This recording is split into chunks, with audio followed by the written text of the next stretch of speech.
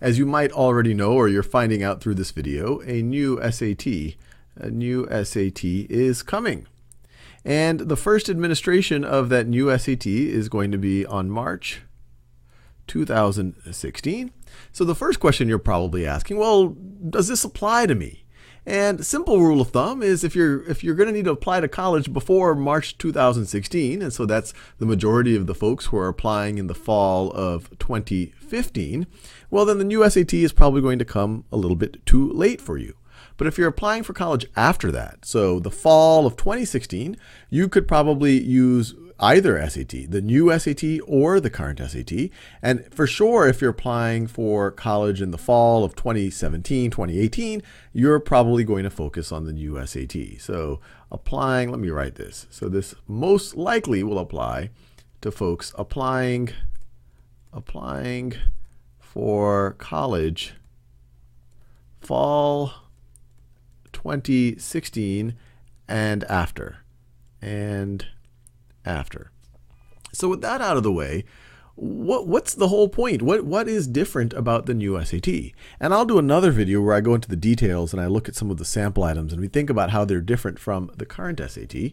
But at a very high level, the goal is to really just be more aligned with what you learn in school.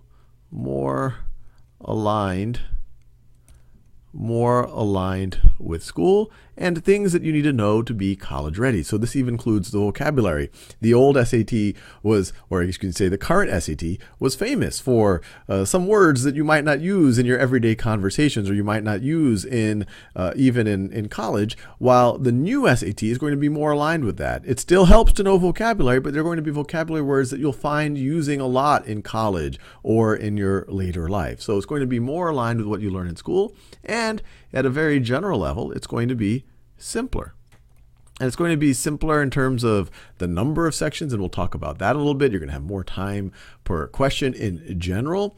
It's also going to be simpler in terms of how you think about taking the test. The old or the current SAT, you have to think about, okay, if I guess on this, there's going to be a penalty for guessing, while on the new SAT, there's no penalty for guessing. So if you can answer it, answer it. If you can rule out some choices, still answer it. You should just always try to answer questions. So you don't have to really think about the gamesmanship of it. You just answer the questions. So the next thing you're probably thinking about, well, what are the sections and how is it actually going to be scored? So what I've pre-drawn right over here, and I hope you can read it, the writing is a little bit small, is I'm comparing the current / old SAT up here. So this line right over here is depending on your point of view, the current / old SAT, the one that is sunsetting going into 2016. Your last chance to take this is January 2016. And then this one is the new one.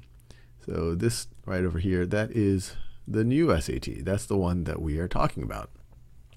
So big picture, you see that the current SAT, you have 3 math sections. 2 of them are 25 minutes. 1 of them is 20 minutes. And it's not necessarily going to be given in this order. In fact, it's likely to be all shuffled up.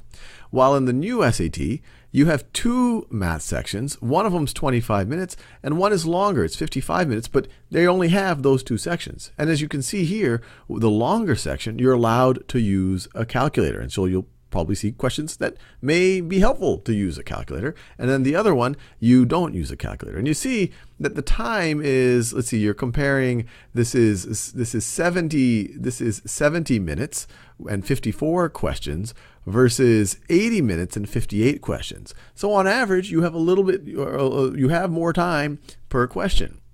And then we can look here in the reading. Once again, you have 3 sections of reading, 2 25-minute sections, 1 20-minute sections. Now you have 1 65-minute reading sections. And once again, on average, you have more time per question in the new reading sections. And I just want to make it very clear, it's not necessarily going to be administered in this order. I'm just showing you so we can kind of compare reading to reading or math to math. Then in the current SAT, you have the one that you would take if you took it in 2015. You have 2 writing sections, or 2, I guess you could say, non-essay writing sections. One is 25 minutes, one is 10 minutes. And then you also have an essay section that helps form part of your writing score.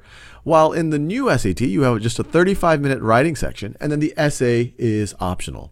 Now, this little green thing right over here, this is the experimental section in the current SAT, and there might be experimental sections in the new SAT as well. So this is kind of a comparison of things, and kind of the big takeaways are you have fewer sections here, more time on average per question, and then the essay is optional. So how is all of this going to be scored? Well, in the current SAT, let me write it over here. So let me write the current SAT, or you could view it as the old SAT if you want to view it that way. Current/old SAT, and I'm going to compare it to the new SAT. In the current one, math is scored on a scale from 200 to 800, and that's still going to be the case in the new SAT. Math is going to be scored on a scale from 200 to 800. Now on the current SAT, you have a reading score based on these three sections right over here. That's going to be scored from 200 to 800. Now in the new SAT, reading and writing is going to be combined. So reading plus writing is going to give you a 200 to 800 points of score. So this is going to be, I don't know what to write it in, blue or orange. So maybe I write it in both. Or I'll write it in another color. 200 to 800 points for this. And in the current or old SAT, you have writing/essay as a separate section. Writing/essay. And this also gave you 200 to 800 points. While in the new SAT, you just have the essay section is separate from the writing in terms of score.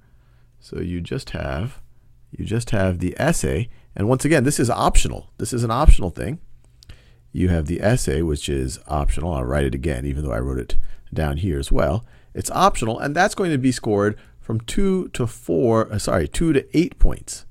2 to 8 points. So what are the big takeaways here? Well, in the current SAT, when people give you their SAT score, they're going to give you a score. If you add these up, the lowest possible score is going to be 200 plus 200 plus 200, which is going to be 600, and the highest one is 2400. So it's on a 2400 point scale. That's the current/old SAT. While the new one, well, people are likely to give their scores. The lowest possible score is 200 plus 200, which is going to be 400, and the highest one is going to be 1600, 800 in math, 800 in reading plus writing, and then people might have also an optional essay score that is as high as 8 points. So those are the big takeaways. Hopefully that helps you a little bit. And in a future video, I'll look at the actual items and think about how things have changed.